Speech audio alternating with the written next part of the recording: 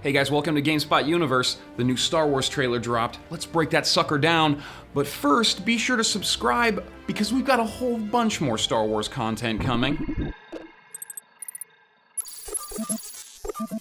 Okay, this video is going to be some confirmations and some theories, so stay with me till the end because most of the theories are going to happen then. To start out, Rey is on Ahch-To Island.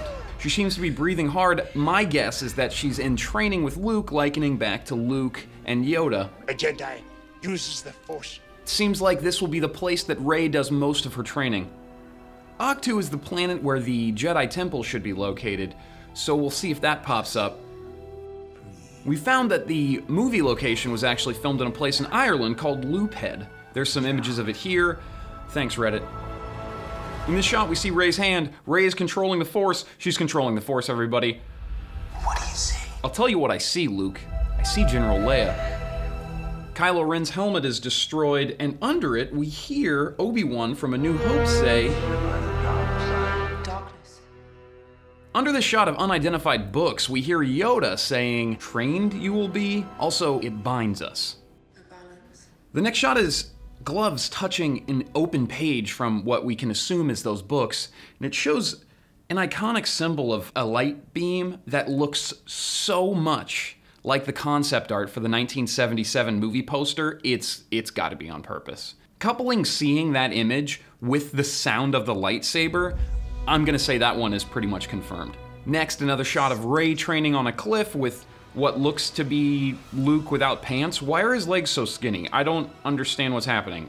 Now we see a shot of some speeders on a planet with a white surface and red clay substance underneath. There's some minerals that it could be. I think iron is red. I assume that these things are speeders that are meant to do that because it's a really cool image, and maybe they're like, yo, we live on this planet. We want to drag weird chemtrails around wherever we go, so let's put a little thingy down that drags in the sand. But maybe these are actual spacecraft that are just flying low. The director Rian Johnson says that the planet is called Crate and it's an uncharted mining planet. He says that the Resistance has to show up to deal with a very pressing and immediate threat, so I'm guessing that the walkers are that threat. Okay, we see Finn in a tank. Now this isn't a Bacta tank, so maybe Finn's okay and they're just trying to make us think that he's in a coma, or maybe he's actually like still messed up in a coma. I don't know. I hope you feel better. Get well soon, Finn. We see Poe and BB-8 running down a corridor in a rebel base. I can only assume it's a rebel base from all the people around them dressed like rebels. Then cut to a shot of a hangar and an explosion. I'm gonna guess though that the explosion doesn't go any further than his X-Wing and everything's fine because we will not lose BB-8. No. Next shot, there's a TIE fighter, then the Millennium Falcon comes in, gets chased by a couple of TIE fighters. We also see Kylo with his janky lightsaber, which means he kept it, and a scar on his face. Kylo's back, and his lightsaber is still janky. This shot shows a cloaked figure falling to his knees next to R2. This shot closely mirrors the shot of who we can only assume is Luke with his robotic hand reaching out and touching R2 in front of a burning temple. I think that this is more from that vision sequence from The Force Awakens. So maybe we'll get to find out more about that. I do have a theory about that coming up. This shot shows Phasma. At first you think it's Rin, but it's not, it's Phasma. She's all coming at us all like, yo, I'm in this movie, and we're all like, cool. This space fight shows off the new A-Wings and offers a new larger sized frigate. But where could this fight be? Probably, if not definitely, Dakar, the planet of the rebel base. You might be thinking, where's the asteroid belt then? Look at the last 4 frames. There's even a light shadow on the planet too.